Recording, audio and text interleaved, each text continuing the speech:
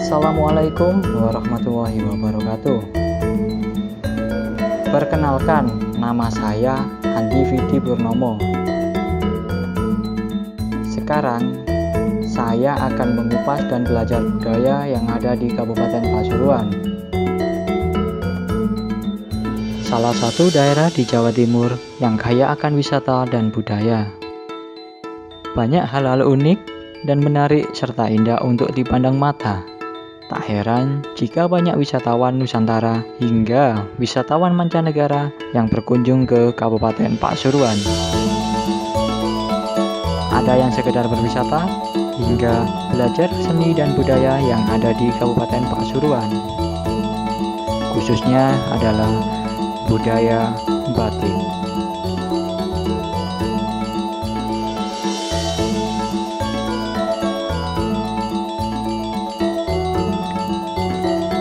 Salah satu daerah di Kabupaten Pasuruan adalah Kecamatan Sukorejo. Daerah tersebut ada seorang pembatik yang sangat unik sekali. Beliau adalah Bapak Ferry Sugeng Santoso. Panggil saja dengan nama sebutan Ki Joyo.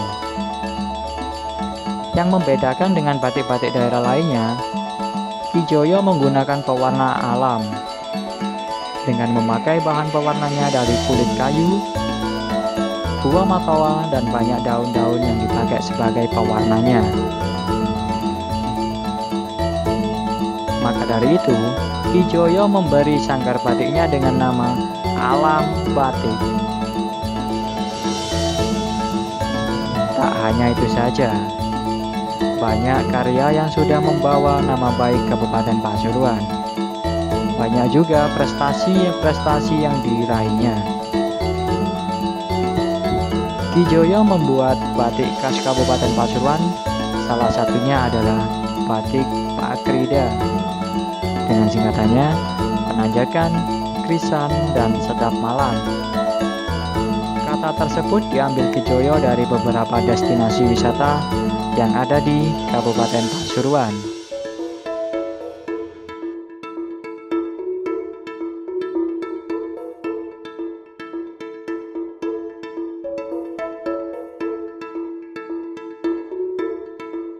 Terima kasih Mas Ferry ya untuk waktunya yang diberikan kepada saya untuk bisa hadir di alam batik ini. Iya, oke. Ada beberapa pertanyaan Mas Ferry yang saya tanyakan untuk Mas Ferry sendiri. Sejak kapan berdirinya usaha alam batik ini? Jadi gini, kalau untuk alam batik sendiri memang saya dirikan mulai sejak tahun 2011 ya, baru ya, tahun 2011 kemarin. Itu untuk alam batik sendiri. Di sini ini yang pola kita yang kita terapkan di sini adalah kita coba untuk bekerjasama dengan teman-teman pemuda di lingkungan sekitar. Itu yang kita bina dari awal. Mereka kita ajarkan, mulai mereka yang nol pengetahuan tentang batik, kita ajarkan bagaimana proses yang sebenarnya sehingga bisa membuat sebuah produk. Ini yang kita manfaatkan adalah teman-teman lingkungan sekitar dalam batik. Apa yang memotivasi Mas Ferry untuk berkecimpung di dunia batik ini Mas Ferry? Mungkin ada sosok-sosok yang bisa memotivasi Mas Ferry untuk lebih giat mengupas lebih dalam tentang dunia batik ini. Oke. Jadi gini, sebenarnya memang dulu saya sangat tidak tertarik dengan batik. Karena meskipun orang tua dulu juga ibu saya adalah pencipta motif batik Kota Pasuruan, juga pencipta motif batik Kabupaten Pasuruan, tapi saya sendiri memang tidak tertarik untuk arus itu kan gitu. Karena memang saya lebih menekuni di bidang yang lain. Gitu. Tapi satu ketika ada surat dari Kementerian Perindustrian, di sana ada undangan untuk mempelajari warna alam di Jogja, itu pelatihan. Kebetulan ibu tidak bisa, terus saya yang diberangkatkan. Akhirnya saya berangkat untuk mewakili Kabupaten Pasuruan untuk pelatihan warna alam itu. Dan mulai saat itu saya mulai belajar membatik di Jogja itu. Tanpa saya belajar dan hari itu saya bisa membatik. Terus akhirnya menjadi sedikit penasaran, Termotivasi dari situ. ya penasarannya gini, masalahnya ternyata leluhur kita luar biasa gitu.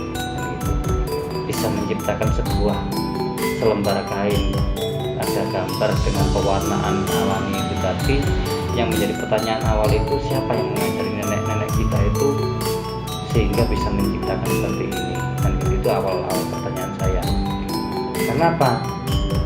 Nenek moyang kita nggak punya laboratorium, tapi mereka bisa menciptakan malam dan sebagainya, sampai teknik pewarnaan itu dilakukan. Ini adalah sebuah kecerdasan lokal. Pada zaman dulu kan gitu. Nah, itu menjadi saya terpicu untuk termotivasi untuk belajar, sampai pada akhirnya saya memutuskan untuk menjadikan batik ini hidup saya. Jadi sampai kapanpun saya akan tetap di batik, Tetap berusaha tentang ya, membatik terus ya, batik terus gitu. Melestarikan budaya, salah satunya juga demikian tujuannya. Selain memang awalnya karena penasaran, dan lagi saya rasa nenek moyang itu mewariskan sesuatu itu bukan hanya sekedar kain batik selesai, tapi ada pesan moral di sana. Iya. Itu yang sebenarnya saya penasaran kan. Akhirnya saya pelajari terus sampai akhirnya saya terapkan sampai saat ini. Itu awalnya demikian. Ada satu hal Mas Ferry yang saya menarik tadi. Itu Mas Ferry belajar tentang pewarnaan di Yogyakarta ya, di Jawa Tengah. Mengapa Mas Ferry sangat ingin sekali untuk memakai pewarna tersebut, proses tersebut di Sanggar Alam Batik ini? Sekarang kan mungkin udah modern ya, banyak pewarna-pewarna tekstil lainnya yang bisa digunakan lebih mudah. Masih menggunakan tradisional tersebut, Mas Ferry. Kenapa itu? Jadi gini, kita kembali lagi ya. Kita ini kan manusia itu kan makhluk yang berakal, makhluk yang berhati nurani, makhluk yang artinya makhluk yang betul-betul dibekali kesempurnaan Sesuatu ya, ya kan, oleh sesuatu. Allah. Kalau kita hanya bisa membuat sesuatu tapi pada akhirnya meninggalkan sesuatu yang tidak baik, jadi kita memproduksi hal yang baik untuk kemaslahatan, untuk kebutuhan masyarakat manusia kan gitu, untuk manusia, tapi kita meninggalkan jejak yang tidak baik untuk lingkungan kita, untuk tanah kita. Ini kayaknya kita kok kurang ajar banget gitu loh, hanya mementingkan kepentingan kita pribadi kan gitu. Itu yang saya pikirkan. Makanya saya terpikir, wah kayaknya memang kita harus kembali ke alam. Setelah saya mati, saya meninggalkan warisan penyakit percuma. Ya kan? Nah, kenapa kita tidak berpikir dari awal? Oh iya, nanti saya mati, ada anak cucu kita, ada buyut-buyut kita nantinya, sampai 100 tahun berikutnya mereka mewarisi dampak lingkungan yang luar biasa jeleknya. Ini yang disalahkan siapa? Ya kita yang salah, karena mewariskan. Yang sekarang terdampak juga demikian. Yang salah siapa? Orang-orang terdahulu kita yang sudah memakai bahan kimia dan berlanjut sampai sekarang. Ya ini yang harus dipotong, harus diputus rantainya. Nah, jadi kalau saya sarankan, boleh sarankan, ayo coba kita kembali lagi ke alam. Bagaimana anak muda ikut ya? Anak muda ini harus berpikir ke sana. Lebih aktif ya? Iya, lebih aktif. Harus lebih aktif untuk berpikir ke sana kan gitu. Mungkin dari teman-teman semua, mungkin dari pemirsa semua ini, bagaimana sih caranya untuk mengetahui lokasi alam batik ini, untuk mengetahui bagaimana cara untuk membeli dari mungkin media sosial kayak gitu yang sekarang lagi tren ya? Ada nggak terobosan terbaru dari Mas Ferry cara berpromosinya? Bagaimana Mas Ferry? Kalau selama ini yang saya lakukan memang kita masih sistem perdagangannya konvensional. Jadi memang sih saya ada Facebook, ada Instagram ada, tapi di sana tidak saya manfaatkan untuk berdagang, hanya untuk saya up saja, artinya untuk memberikan informasi saja kan gitu. Itu ada. Karena apa? Saya berharap itu. Jadi gini, kalau orang tanya, kenapa sih saya nggak suka pakai online? Jawabannya sederhana. Saya ke depan sebenarnya bukan hanya menjual batik. Saya ingin orang datang itu membeli Pasuruan. Jadi ketika orang tamu dari Jakarta atau dari Itali, kapan hari ada tamu dari Itali, saya bilang mereka awal melihat batik. Nah, di sini saya bisa menceritakan batik ini motifnya ini, terus spiritnya dari sini, motifnya, inspirasinya dari sini. Kenapa misalkan ada bunga krisan? Karena Pasuruan punya perkebunan krisan. Di mana? Di Tutur Pajajar. Wah, saya tertarik mungkin melihat. Oh ya silakan. Nah, rentetannya seperti ini. Nah, itu juga yang saya lakukan pada motif yang namanya Sengkaring Banyu Biru. Saya bukan jual batiknya saja, tapi saya bikin story-nya. Kan gitu. Dan saya ingin orang mengenal oleh Sengkaring itu cuma ada di Banyu Biru. Banyu Biru cuma punyanya Pasuruan, selesai. Makanya itu saya ke depan saya ingin menjadi ikonnya Pasuruan, Sengkaring Banyu Biru. Kenapa? Oh, ini sejarahnya Banyu Biru yang ada di Pasuruan. Untuk yang khasnya Pasuruan sendiri yang sudah diangkat oleh pemerintah, yaitu namanya motif Pagrida. Pagrida itu kan penanjakan krisan sedap malam, di mana di situ mengenalkan potensi wisata dan perkebunan Kabupaten Pasuruan. Memang tidak secara seluruh perkebunan diangkat, tapi minimal di situ menjadi ikon. Ketika orang tanya krisan di mana? Di Tutur lah. Di Tutur itu banyak produk-produk perkebunannya yang bisa dikenalkan oleh masyarakat Tutur.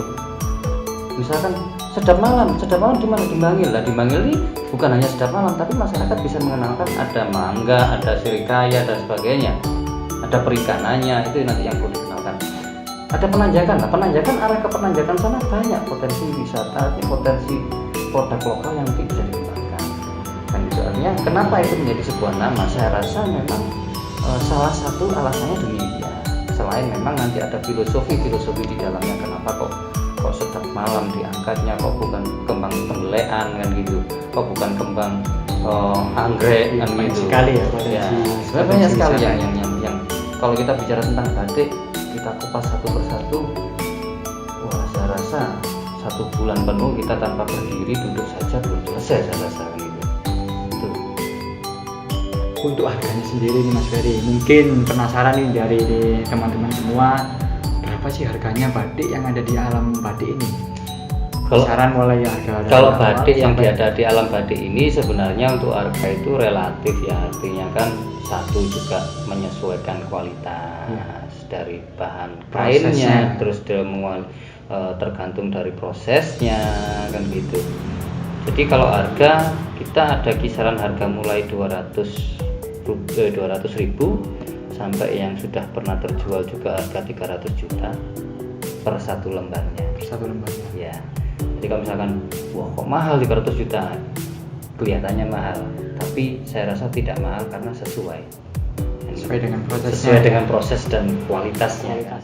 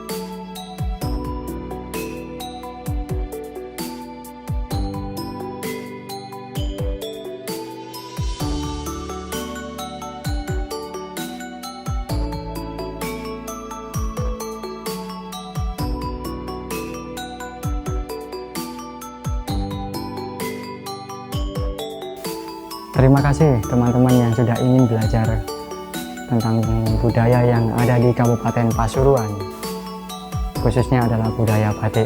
Bagaimana kita sebagai generasi muda untuk melestarikannya.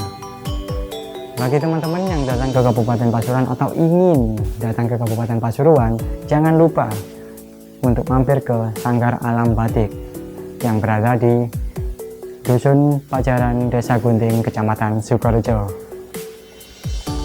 Kali ini saya sudah membeli batik khas Kabupaten Pasuruan. Batik ini adalah batik terbaru dari Sanggar Alam Batik. Ini teman-teman, ini adalah batik Sengkaring yang terbaru dari Sanggar Alam Batik. Batik Sengkaring ini historinya ada di pemandian alam Banyu Biru. Motifnya adalah motif ikan yang melambangkan motif ikan keramat yang dikeramatkan di pemandian alam Banyu Biru, yaitu ikan Sengkaring.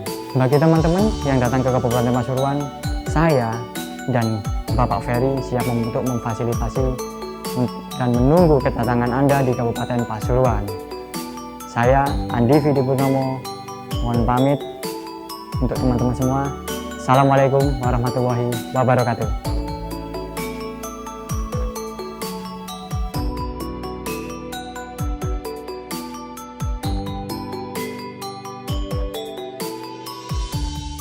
Sebagai pemuda Kabupaten Pasuruan, wajib untuk melestarikan dan menjaga budaya asli Indonesia.